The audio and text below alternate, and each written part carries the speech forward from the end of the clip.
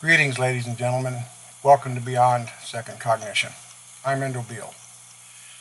The topic of this discussion is Russia or China.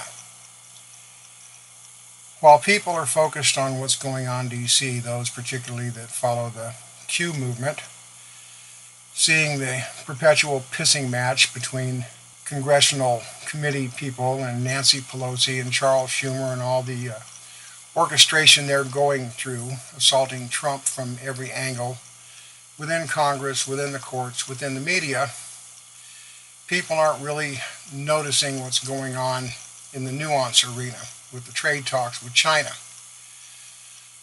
So I'm going to give you all a lesson on how to pursue nuance and expand your thinking and look at the bigger picture. With the China trade negotiations, Trump is finally holding the communist Chinese feet to the fire after easily 20 years worth of trade usurpation in this country and stealing our intellectual property and stealing our military secrets and things of that nature. You have to understand in these negotiations the Asian concept of face. Because Trump is basically handing President Xi his ass on a platter with these tariffs, Xi is losing face in his own government. And anybody that knows anything about communist governments, whenever you had a head of state that can't hold his own weight, there's usually somebody waiting in the wings to usurp them and replace them. Presently, there's a group of hawkish Chinese communists that would love to unseat President Xi.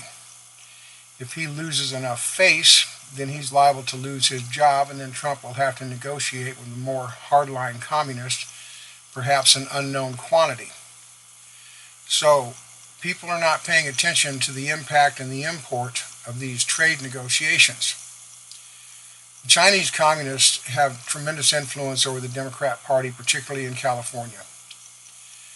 That Republican Representative Amash that recently came out and said he would support impeaching Trump, unknown to a lot of people, has business ties with 3 Chinese corporations. One of them being tied directly and is a direct organization of the Communist Chinese state. So he's tied up and dirty with the Communist Chinese government.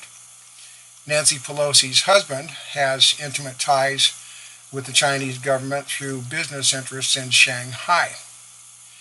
Adam Schiff, being a member of the California Democrats, probably is in the Chinese communist pockets as well. So here's what I think is taking place. Aside from the threat of the D-Class coming out, at least the first part of it in the next 5 days, which is going to expose the whole Trump-Russia collusion fraud, it's going to show the guilty parties and who they are. The Democrats are screaming, well, Russia colluded, or Russia tried to undermine and impact our elections. Well, yeah, they have. They've been doing it for years. This is not news. But while all these Democrats up there are screaming Russia, Russia, Russia, they're not looking at the communist Chinese to whom they owe a certain amount of fealty because the Chinese control them financially or they have Chinese business interests. It's like Q says on their posts, look here, Russia, Russia, Russia. Don't look here, China, China, China. And so while they're screaming Russia, China is the greatest perpetrators. In order to understand Chinese trade negotiations, you might want to watch Lou Dobbs on CNN Financial News sometime because he's exposing a lot of this stuff. The Declassified channel by Epoch Times has done a number of reports on Chinese influence in America, with the Confucius Institute controlling most of the university systems financially. They have been running an anchor baby program for decades in this country. And the Chinese have tremendously more influence. They are a greater threat to the U.S. than the Russians are. Not that I'm saying the Russians have played nice with us, but the Chinese are the greatest threats. So what I think is happening here, because Trump has started to hold China's feet to the fire with these trade negotiations, the Chinese are calling in their markers. They're getting all of their politicians and judges that are in their pocket to assault Trump from every possible way that they can imagine in order to hide the Chinese interests and for President Xi to save face and not get unseated by his own malcontent hawks in his own country. But if you don't know about the China connection, you don't know what all the Russian screaming is all about, you don't know why the Democrats are pushing so hard, because they have a lot of Chinese skeletons in their closets, ladies and gentlemen.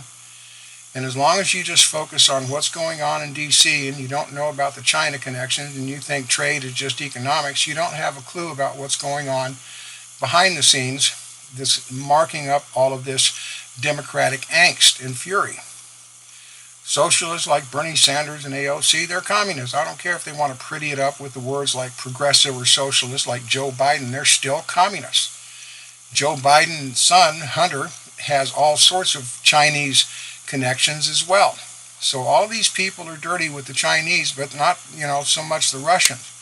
Although Biden's son had some real problems with the Ukrainian government, which is also going to come out to, into the public light pretty soon, is starting to on Fox News. But you need to look at some of the reports on Declassified by Epoch Times and their extensive investigative journalism into the Chinese affairs. Now, just as Russia has been meddling in our election, the Chinese have been meddling in it, but then again, so have the Brits, and so have the Australians, and so have the Italians, and so have the Germans, and so have the French and other EU alleged allies. So just screaming Russia, Russia, Russia, when we've got the goods on the Brits with the Steele dossier, and the goods on the Australians with Ambassador Downer or whatever, everybody's trying to impact our elections. So don't be distracted with the Russia, Russia thing. Start looking at the China, China thing, because that's where the biggest threat is.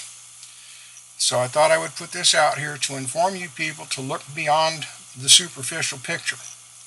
Now, so far as conspiracy goes, I want to make this one final mention. Chairman Cummings and Maxine Waters and Jerry Nadler had a secret agreement between themselves that they were going to use their committees to dig up or fabricate dirt on Trump in any way possible in order to unseat him. Now, this is 3 committee chairmen that have not shared any of this information, this memorandum of understanding they issued between themselves, which is a conspiracy to unseat the U.S. president. So Congress is dirty as hell in this, ladies and gentlemen.